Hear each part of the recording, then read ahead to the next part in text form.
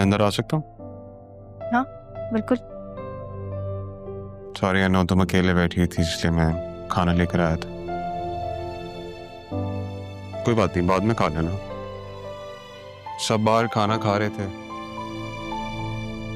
लेकिन मैं ये सोच के कि तुम अकेली बैठी होगी नहीं खा पाया। Thank you.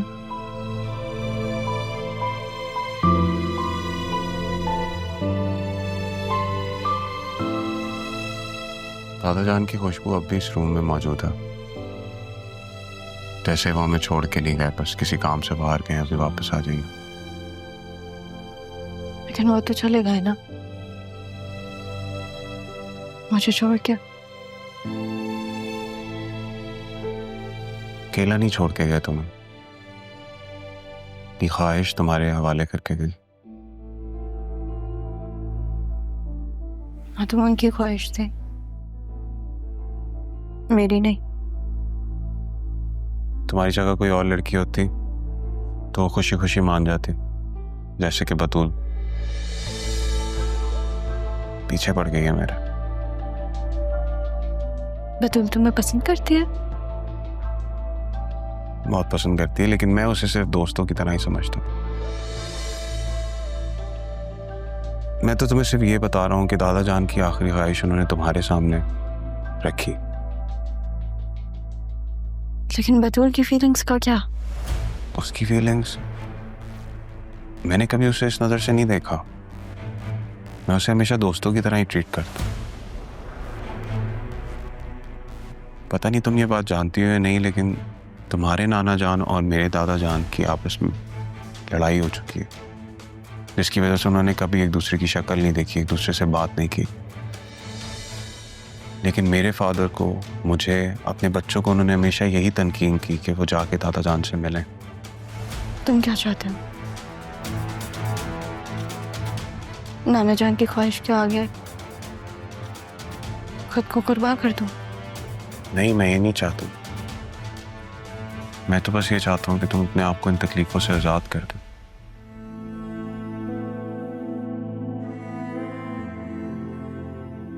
20 साल जरिया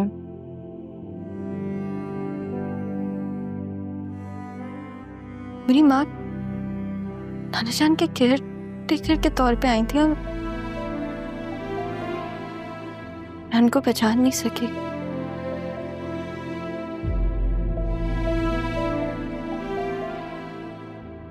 लेकिन उन्होंने जो कुछ किया उसकी सजा तो उन्होंने काट ली। तुम भी जानते थे? बतूल ने बताया मुझे ये सब कुछ, लेकिन जो कुछ भी हुआ तुमने इतनी बहादुरी दिखाई और सबको अकेले फेस किया। बहुत बड़ी बात है। करना पड़ा। तुमने देखा नहीं सब कैसा है? सबने छुपाया मुझसे, सबने। किसी ने नहीं सोचा कि जब मुझे पता चलेगा तो मेरे ऊपर क्या गुजरेगी। किसी ने नहीं सोचा। राह मैं तुम्हें यही समझाने की कोशिश कर रहा हूं। तब तुम अकेले हो चुके हो, नाना जान नहीं रहे। सबको माफ कर दो। तारा आंटी जैसी नहीं है तो तुम्हारी मां ना। जब इतने टाइम माँ के बगैर मैंने जिंदगी गुजार ली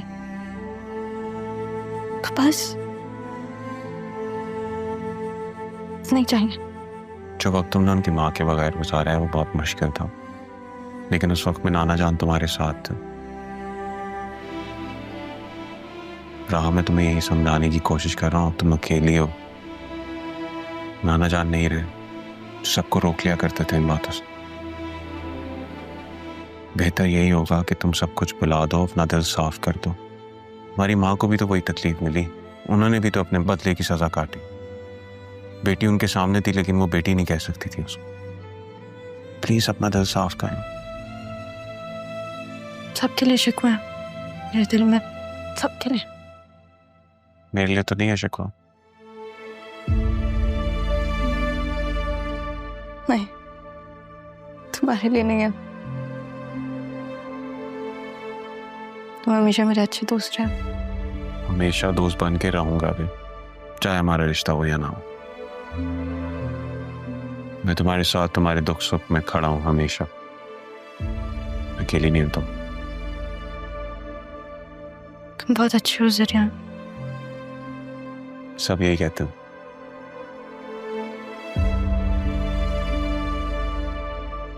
ऐसे ही हंसते रहा करो,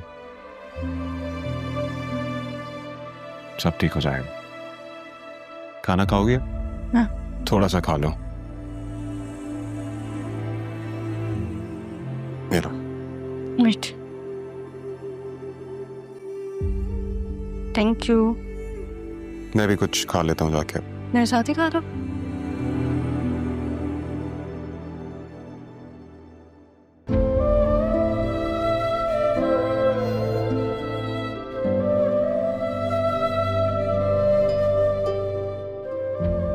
तुमने मेरे साथ ये सब क्यों किया रहा? तुम तो मेरी सबसे अच्छी दोस्त थी ना। तो मैंने अपने दिल की हर बात कही थी, तुम सब जानती थी। फिर तुम मेरे साथ ऐसा सब कुछ कैसे कर सकते हो?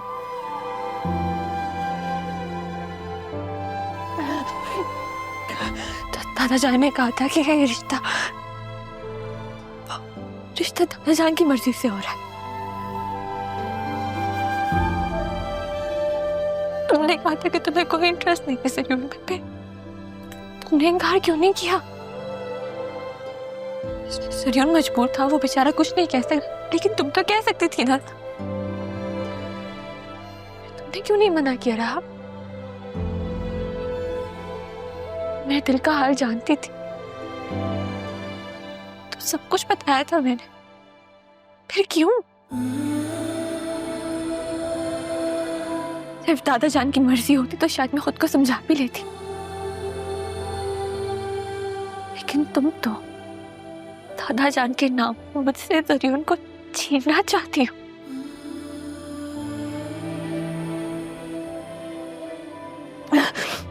गलती तुम्हारी नहीं है, सारी गलती मेरी है, जो मैंने हमेशा तुम्हें अपने साथ रखा, मुझसे बढ़कर तुमसे मोहब्बत की।